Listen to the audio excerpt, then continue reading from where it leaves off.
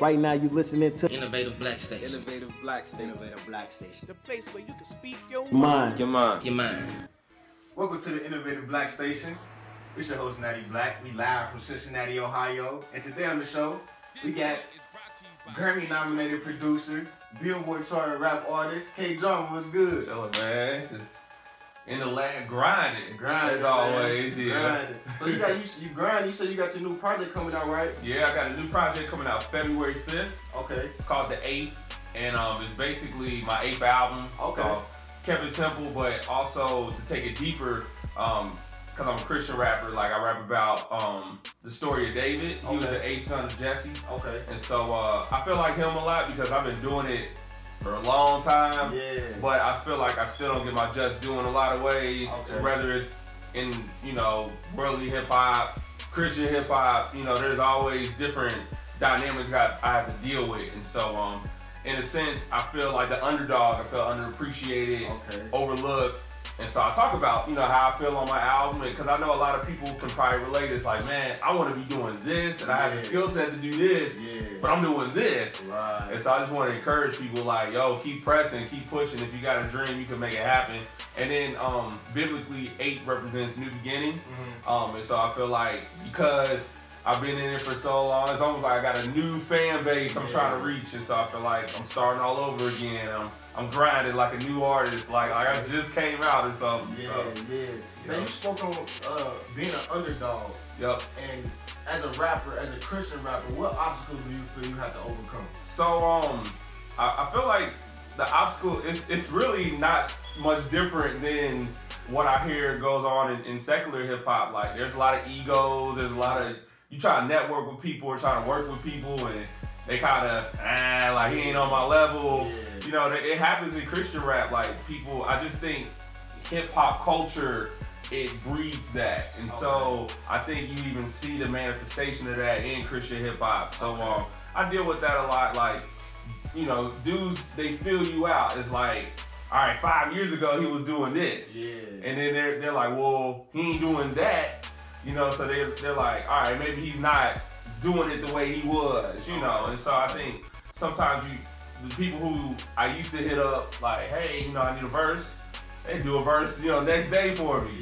Now it's like they done got a little bigger, and it's like, I'll do it, and they never do it, And so you just deal with these different obstacles. Of course, everything is not intentional, but I deal with a lot of things where it's like, all right, I feel like you treat me in a way that I shouldn't be treated. And so I deal with that a lot, especially in Christian hip hop, unfortunately. Right. Now, do you feel that there's a divide between, you said, secular hip hop and Christian hip hop? So there is and there isn't. I personally, I'm like, I want to rap for every crowd I can.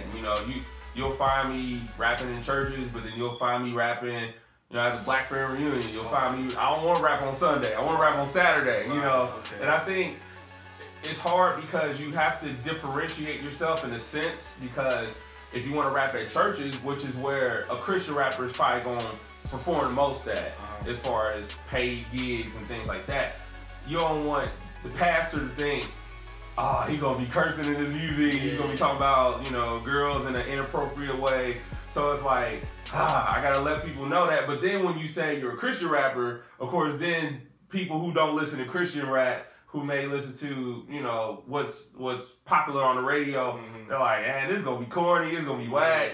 So it's like you almost don't want to say nothing. But at the end of the day, you just have to, for me, I have to trust that my skills are gonna speak for themselves. And that people, if they like the music, they're gonna like the music. It's not gonna be because I'm a Christian rapper or because I'm not a Christian rapper. It's, can he rap? Does his music sound good or not? And so, of course, some people are gonna be like, I don't want to hear all that religious stuff in the music. And but everybody has their different preferences. And so you just have to deal with it. That's life, in general. So now, when you make your music and, speaking on, the kind of the Christian rap and the regular secular rap, how do you try to stay away from being too preachy, or do you just go in there and just speak? So it's funny, I try to just speak, but I think God has blessed me with an ability to where I take my life and I apply it to the Bible and I make it relatable for people. So it's not just like in the book of John, chapter 3, like, it's like, yo, I feel like I'm getting slept on. But God resists the proud and he gives grace to the humble. He exalts those that humble themselves. And so I'll take that Bible scripture and I relate it to how, man, I feel like I'm being overlooked. But that's okay because God sees me. Even if other people overlook me, God doesn't overlook me.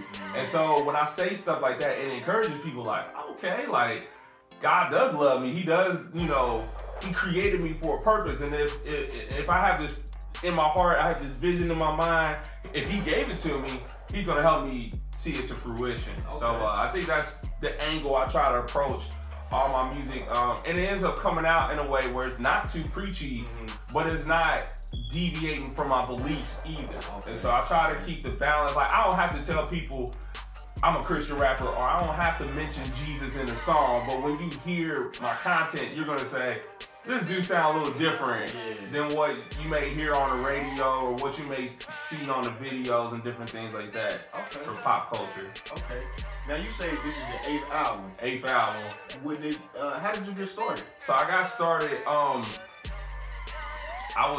didn't even rap before I became a Christian. Like, once I became a Christian, I was just looking for a way to express myself. I always liked music, but I didn't think I would actually write music.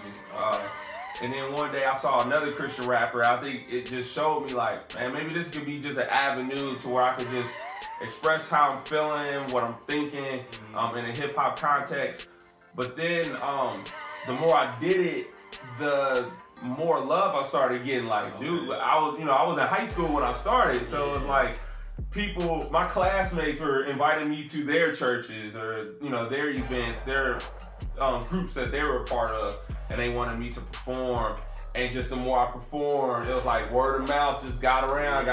Before I knew it, I looked back, I'm like, wow, I done came pretty far from where I was. So, you know, I'm blessed to now make music for a living. This is what I do full time, and it's not easy at all. Like, it's definitely like in any business, it has its struggles and it has its pros and cons. But I love what I do. I'm grateful for it. And I'm gonna do it as long as I can. Now you're a producer as well. Yeah. Did that come? Which came first? Was it the artist, then a producer, or which was? So they came hand in hand. Because I started writing, but then I was like, I need some beats. So I didn't know how it worked. I didn't know what a studio was. I was really naive. Like, I'm like, I saw the Jackson 5 movie. I saw the Temptation movie. I should have knew, like, can they at least go in a studio? There's a microphone, there's keyboards. I had no clue. I just thought they recorded it, you know. I didn't know what they recorded it in. And then so I started learning the ropes. Dang, I didn't had a lapse, sorry.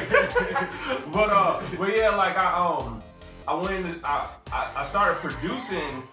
I had like a keyboard, and the keyboard had like these little presets on it. You got the hip hop preset. It don't sound nothing like hip hop.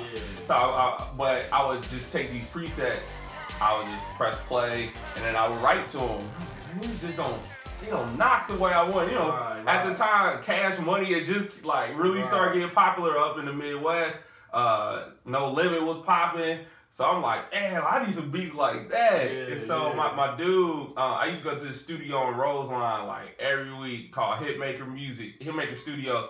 And he had MPC 2000. He had, it was 32 track studio. It was real nice. And so he showed me like how to make the 808s go up and down, and so before I knew it, like I just kept getting better and kept getting better. And especially in Christian hip hop, I think this is what helped me out because rap was deviating from East Coast and it was getting more down south. And Lil Jon was popping, and so nobody was really doing that in Christian rap. I was kind of one of the first guys to, on a visible scale, to be like, they was like, his beats knock. I want that bass. And so I think that's what helped me start. I ended up working with a lot of cool guys in Christian hip hop, and that are way more popular than I am, which helped me to get some more fans and different things like that. So I'm really grateful that I get to do both, and I'm respected for both. Yeah, I noticed. I was actually listening to a few of your songs. I noticed you do a lot of sampling, and the sampling is like from TV shows. Yeah. It was the one. I think it was the NBA. Yeah, I like that. What was it called? Buckets or something? So Buckets. Yeah, yo. When sampling is something that you know you like to do a lot, or so yeah.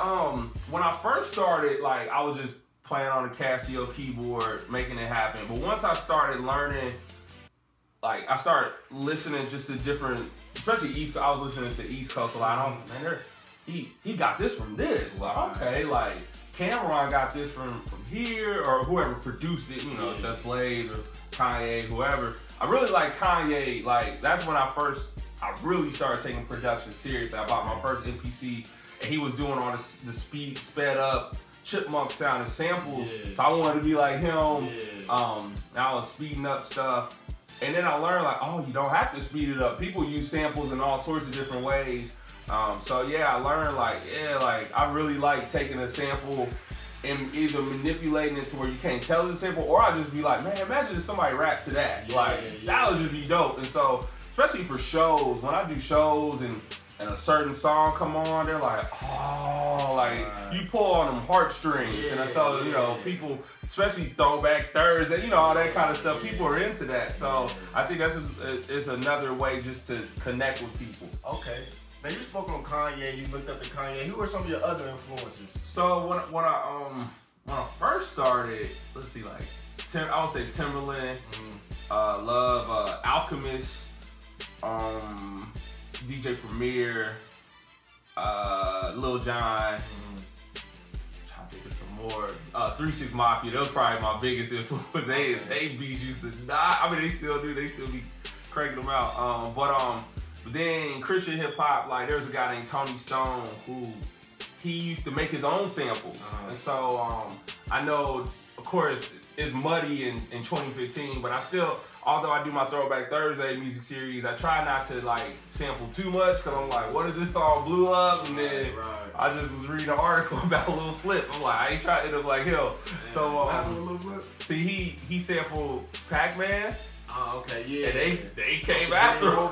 And they got him. Like, so I was like, man, it's real. Like, it can happen.